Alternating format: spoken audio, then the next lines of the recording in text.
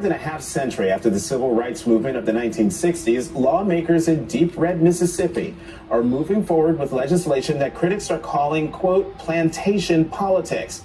A white supermajority in the Mississippi House passed legislation that would empower state officials to create a separate court system and expanded police force within the city of Jackson, one of the blackest cities in the country. Joining me now, Jarvis Dortch, Executive Director of the ACLU of Mississippi. Mr. Dortch, thank you very much for coming to the Sunday Show. First of all, please explain to our viewers what House Bill 1020 would do. Sure, and thank you all for having me. House Bill 1020 is a piece of legislation that creates a city within a city in Jackson. It takes an existing district which was passed about 5 years ago to add infrastructure funding around the Capitol, around state-owned buildings. It expands that district to include much of Northeast Jackson, which is the wealthiest part of the city, the part of the city with the highest white population. It expands that and creates a new judicial system within that district, and also gives the Capitol Police Force power to enforce laws within that district.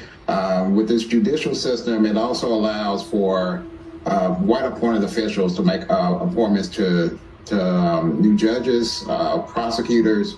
All of these will be appointed by the Attorney General or the Chief Justice of the State Supreme Court, all of whom are white. And this is in a city that is over 80% black, so it would deprive black citizens in Jackson of their voting rights and take away their power to elect officials of their own choice.